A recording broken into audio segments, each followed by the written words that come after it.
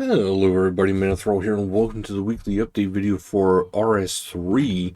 Now this week, Havenhythe is out, so we're going to go over more in-depth detail. I kind of like the way I did that last week. We'll go over the nitty-gritty of everything, but at the very end of it, after the Pink Skirt player events, we'll go into the details. Probably going to be my new format for now on, for those who want to get more in-depth detail. That does mean the videos are going to look a lot longer, but if you just want the rundown, just watch the first part of it. But Havenhythe is out. Last week, there was a Dailyscape overhaul, and then there was a preview of the visual declutter with a focus on combat, and a preview of the player-owned house rework and 120 construction. Both of those videos are mine, because as I did say, I'll be going over the blogs. Those will be coming out both tomorrow and Wednesday. Yeah, tomorrow and Wednesday. So Wednesdays are probably going to be a double feature day. If not, I will start having videos out both Sunday and Tuesday for the blogs. So that is going to be my goal. So there's going to be a lot more content coming to everybody here, including my channel. So that'll be going on. Community topics, though, this week for Wednesday, March 25th at 1700. Mod Yui hosts Mod Luma, Black Witch, and Pickle on the RuneScape Twitch channel, and they will be talking about Havenhythe. So if you're curious about that. Patch notes, we'll be getting into that, so I want to skip that. The Road to Restoration check-in.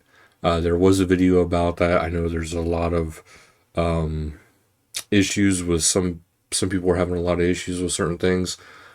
Please do understand that yes, things are changing. And some of these things have changed a little too soon, but some of these things will be changing probably, and as time goes on, it'll get better and better, because look at some of the updates that came out already. There were some questionable changes, and then they ended up turning out pretty good. Matter of fact, I even seen some from this itself that made me kind of interested. And they were talking about vampirism because, you know, the aura removal is coming up. But Havenhythe Part 1, Discover a New Land. So it is going to be the launch of it today. There is, I will go over that a little bit because there is a quest to get to it. It is an intro quest. It's free to play. There's no requirements, and it's called Visions of Havenhythe. So it's something that kind of keep in mind. You do need to do a quest when you visit the Rusty Anchor in Port Sarim, and that's when you'll be able to actually get to it. The Rusty Anchor, of course, is the bar there. So do check it out if you want to get there. There's no requirement. Now there is more stuff going on, and we will be going over that here pretty soon. But it does look pretty sweet, and I know I'm going to be checking it out tonight. There is some U2's Legacy style figures. So, you know, the OSRS style. But we have both the Rune Knight and the Dragon Armor Knight. We also have, I want to say that's Tim, but no, that's not Tim. I'm not sure who that is right now for some reason. My mind is drawing a complete blank. We'll see who that is. Oh, they're just called Monitor. Oh, it is Tim. Okay. I knew that was Crunchy, but I couldn't tell who that was. But it is Tim and Crunchy, so that is there. But yeah, all four of these are available. Do go to the store and go ahead and get your orders put in if you like them. Patch notes for this week. There's a few hot fixes. They adjusted the balance redistribution for wilderness events in regards to salamanders. Although wilderness events are gone, I don't know if they're coming back. Fix an issue where the memory dowser fails to automatically deposit gathered memories. Fix an issue where the player would receive additional Slayer points instead of expected points if they had a Raptor Slayer task active. Jad and Har-Aken variants such as Zuck Encounter no longer count towards the respective Reaper tasks. Zamrock robe top in the legs and no longer crash the client and can now be equipped with no issue. So, Dailyscape Overhaul removed mention of Walk on the Wildy Side 1 for the achievement from Civil War 2 mini quest details screen. You can still complete the mini quest as the achievement section of the mini quest has been removed and is no longer required. So you don't need to worry about that anymore. Rebalance red and crystal sandstone to have reduced hit points. This will make them quicker to mine than their most recent rebalance. Fix an issue where there is still a reference to the Rune Goldberg machine on the Rune crafting skill cape variants. Removed a quick chat entry that was intentionally missed during the Dailyscape Improvements update relating to the Wilderness Flash events. Removes the rest available in text from the Beast tab from Beastmasters Durzag and Yakimaru since the reset is no longer in-game following the Dailyscape changes. Removes the right-click op on Misty in the Deep Sea Fishing Hub that was unintentionally missed when the Traveling Merchant was removed with Dailyscape Improvement release. The Mystical Wisp, I miss the Traveling Merchant though. I like going to it just to see what he had. They could have just added more stuff to the shop and just made it like a special occasion like it kind of was. It was kind of cool. It was just random, like, good luck. The Mystical Wisp now appears as expected, allowing for completion of the Twilight God's quest. Removes the additional task from Rewards Death Store as the associated functionality was removed with Dailyscape Improvements project. Fix an issue that prevented players from completing the hard wilderness area tasks and claiming their rewards from Quarkus. Fix an issue where players would lose Slayer points if they were at max point cap and completed a Reaper task. Now you'll see the following. If under 64,000, it'll give points. This can take you over the soft cap. If equal to or over 64,000, you'll get no points. Fix an issue that prevented the following achievements from being completable. Divine Retribution, Out of This World. Fix a typo in the Rift progress message shown when adding memories to the divination craters. In general, keybinds in free cam and cutscene modes now function correctly. Change the click box on various trees to only have a trunk to be interactable. Reduce the distance at which players see far off trees to help improve game performance. Fix an issue that caused the Rune Metrics tab to be locked on default options. The description of Death's Deal reward and Death's Store now fits correctly. Engine, there is engine support for Havenhythe. Fix water rendering issues across large bodies of water. Improved rendering of faraway objects. Improved mouse pointer accuracy for thinner game objects. And RS check-in survey February 26 winners. There is a website here, so you can check it out. But if you have one, you will be notified through your email, so do check that out. Premier monthly drop phase out.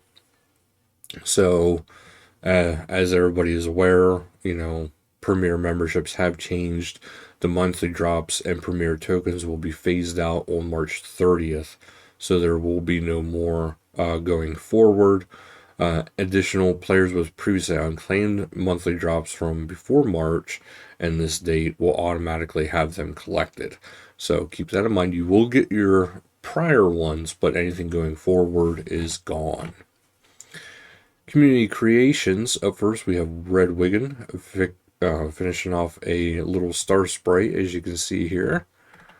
And then RuneTube, we go to KY Yodi RS, continuing their Iron Man journey. And it says, skilling in RS3 has never felt so good. And I kind of got to admit, it is getting a little bit better.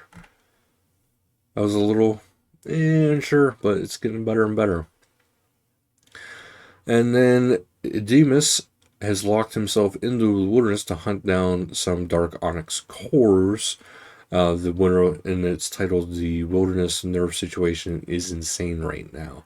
Now, as far as the Dark Onyx cores, I have seen people saying about how they've been getting them from all sorts of random things, random activities.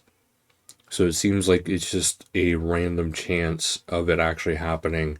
And I've seen some players say that they got it just from picking herbs out in the wilderness. So keep that in mind. It's just all about how lucky you are at the moment. And Chavez out there hunting a large purple dinosaur, as you can see. And Salty and his trusty lookout Ralph are doing some heists. I love the heists. Hope there's more down the road, especially for low levels, because I feel like it would be nice to have that going up the whole way. And Pink Skirt player events, don't forget to check them out in the in-game calendar, because there is a ton more. Perfect way to learn bosses, get some help with bosses, maybe even group up and do some bossing. And then there is also mini games such as Stealing Creation. So do check that out. And there's probably even more going on too. Now we'll head into the details about Havenhythe. So what is included in Havenhythe Part 1? Quests. So for number 1 is that Division of Havenhythe, which is the intro to the free-to-play, no requirements. Hearts of Sanguine continues the story of free-to-play. WizKids standalone side quest members, and Hermit Permit standalone side quest members. So the later in Havenhythe, probably Part 2 is when Manithral started getting into probably the members quest. And this also brings along Hunter, now extended to 110 for members. There is new big game hunter style encounters. Black Chinchampas with level 73. Spirit Moss from level 15 Hunter, non-combat charm method. Birdhouse training method across the island. Clockwork traps allowing multiple catches per trap. Improvements to early hunter methods, including rabbit snares and ferrets. And as you can see here, there's the Black Chinchampa doing some hunting there. And here is one of the birdhouses. And they have a whole bunch of different types there. Then we go to the additional skilling content. There is fish farming, levels from 45 to 84, including the giant crayfish at level 84. There is a slow summoning training method for higher XP per pouch. There is the Sanguine Crawlers, which is level 35, with an early game vampirism glove. So that's kind of cool to check out. Creeping Ivy, low level wood cutting, more AFK friendly. And then Giant Crayfish fishing, level 82 fishing. But it says up here Giant Crayfish at 84, and then it says Giant Crayfish fishing at 82. So I don't know what that means there. Maybe there's more than meets the eye. Combat encounters. So there is 2 bosses that came with this, which is Ivar, King of Bones, which is an early boss, teaches protection prayers for free to play. So this is what it is aimed at, is early levels. And then you have Silver Quill, the Dreadhog, which is a mid-level boss, teaches telegraphed combat, and is meant for, well, it is a members boss. There is a even bigger mechanic for the boss, and you know what, we'll go over that here too. Actually, it doesn't even really say too much about the bigger part of it.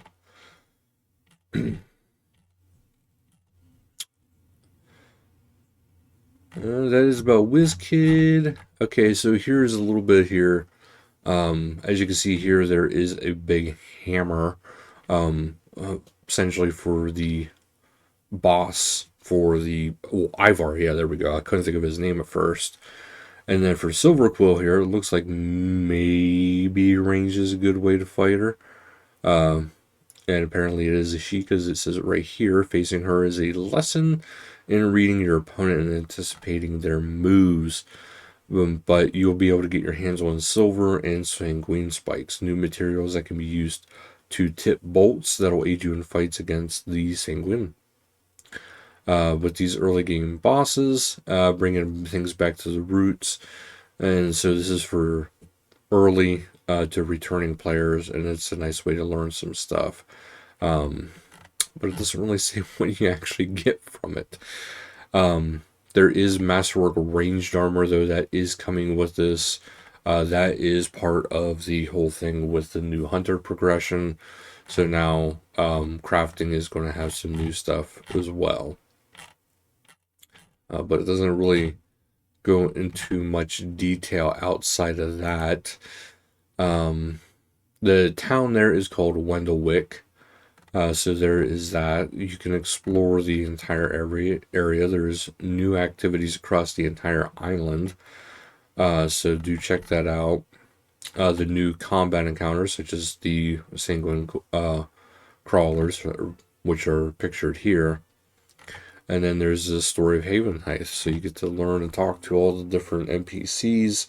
And this is only the beginning, because it looks like there is a road out beyond this bridge that we'll probably have to repair in the next part. But that'll be it for today, though, guys. So thank you guys so much for watching. And until next time, later, guys.